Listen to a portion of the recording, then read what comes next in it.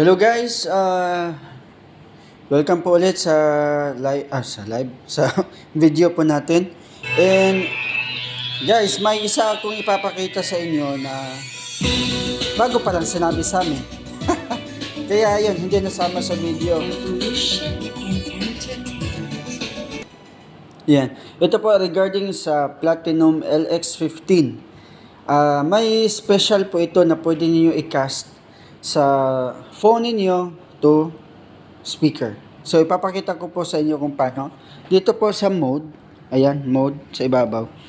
Pag press po ninyo, ayan, pwede kayo mag-Bluetooth. Cast mode. Ito po, cast mode.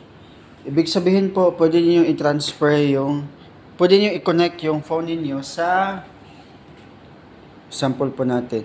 May ano po dito, may sample video, may steps po dito kung paano. Yan, makikita po ninyo. Mayroon sa Apple at saka sa Android phone. So, example ko po is yung sa akin. Yung sa phone ko na Samsung. Yan, scan ko lang po yan. Connect. And lalabas po ito. And sa phone ko po, mayroon akong screen mirror.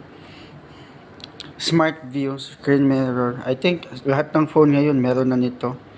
So, i-connect nyo po siya.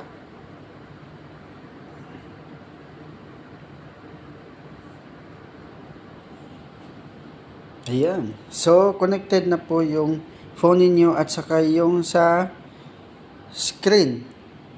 And pwede nyo po siyang gamitin. Ayan, kung may Netflix po kayo or movie, any movies, gusto nyo mag-play, yan, sample natin, mag-YouTube po kayo, yung sa phone niyo matatapon po dito para meron kayong mas malaking screen. So, diba? So, pwede nyo po siyang gamitin na monitor talaga siya. Kung gusto niyo manood ng movie, may na naka-built-in yung speaker, o di ba? Tapos set lang po ninyo yung sa preset Karaoke. Movie. sa movie para mas maganda yung sounds niya. So guys, ito po yung special features niya. Pwede niyo yung i-cast yung sa phone niyo sa karaoke. So, yan. Ito lang po yung nakalimutan ko last time. And now you know. So, itry na po ninyo. Then, ang pag-out naman po is out lang. Disconnect lang po ninyo dito.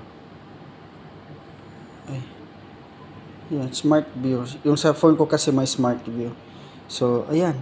So, meron po dito sa Apple at saka sa Android. May mga specific din po sila na brand po dito kung paano i-connect. Then, guys, that's it. Pansit. Maganda po siya actually. And now you know, try nyo po siya. Manood kayo ng movie dito or dito na po kayo mag-play. Kung gusto nyo mag-play ng song sa YouTube. Kung wala kayong TV ha, ito po yung the best para po sa inyo. Kasi kung sa TV, pwede naman i-connect sa HDMI. Pero kung wala po kayong TV, ito po yung pinaka the best. Gagamit po kayo nitong cast. So guys, ayan, andito po. Sa mga meron na po nito, itry na po ninyo and enjoy. Thank you for watching.